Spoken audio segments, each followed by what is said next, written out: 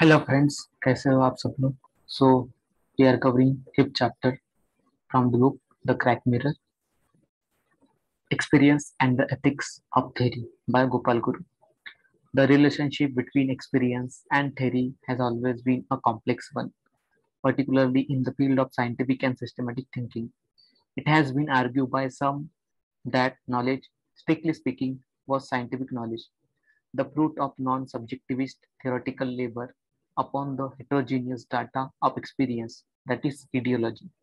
It can be argued that experience at its best can provide a background condition for making poetry or writing autobiographies, but it may not contribute to the creation of stable and absolute knowledge. As a result, experience as an epistemic source has been ruled out by scholars both from the West and the East. However, in a recent year, there have been scholarly attempts by some sensitive scholars not only to bring discussion on experience into focus but also to elevate the idea of experience from its mere literary or metaphorical articulation to the level where experience can provide an epistemic resource that is necessary to propose a serious and sensitive theory. However, effort to forge complementary links between experience and theory have been comparatively a recent development as far as scholars in India are concerned. On the other hand, the West has a long and strong tradition of debate around the relationship between experience and theory, social sciences. In India, the response of Indian scholars to the debate has been belated, but it is desirable. The initiative taken by Sarukai and the scholarly responses offered by Raghuram Raju to this debate assume importance. It is thus quite encouraging to see that the debate around experience is reverberating in the academic circle as well.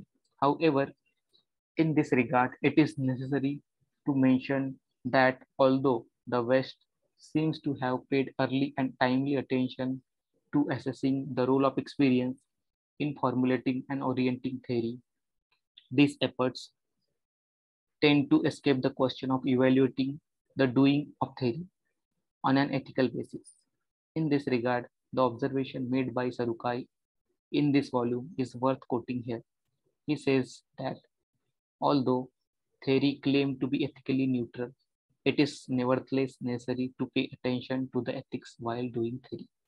As we shall see in the following section, there are some scholars who have expressed their skepticism about the link between experience and theory.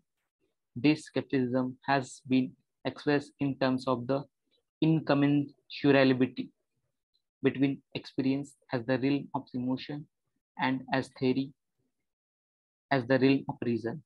Someone may want to further argue against experience as an epistemic source on the ground that since the content of experience is fluctuating and hence short-lived, therefore it is not available for any standardization of meaning and knowing. This thus flout theory foundest hope to standardize reality, which as experience either operate in a discrete form or remain opaque.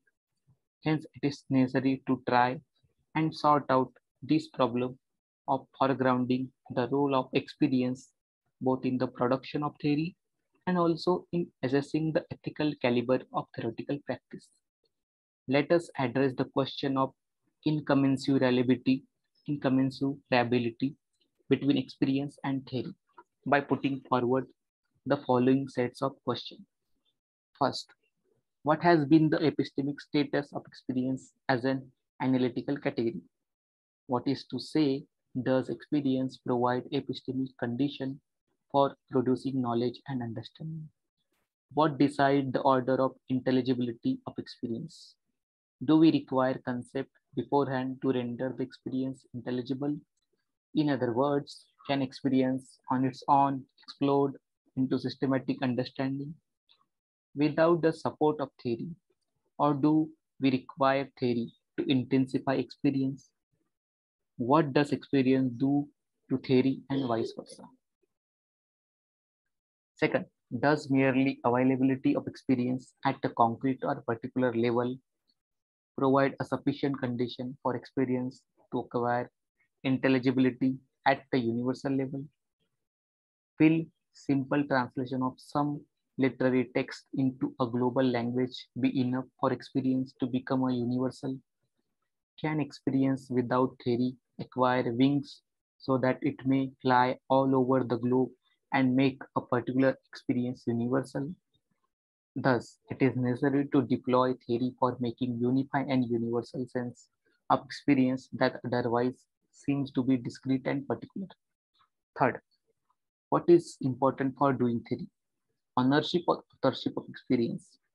For theorizing experience, it is necessary to possess a particular experience. Can one become the subject of experience without becoming an object of it? What is important, the possession of experience or the conceptual tools? This set of questions become important in the context of the central objection that Sarukai has raised about my argument that the practice of social science in India is not egalitarian. Chapter 1. First of all, it will be naive to think that fragmentary nature of experience is internal to a particular group that gains the experience. In fact, the politics of the dominant produces the differentiated experience within the social groups that otherwise can become quite dangerous to the former if experience become unitary.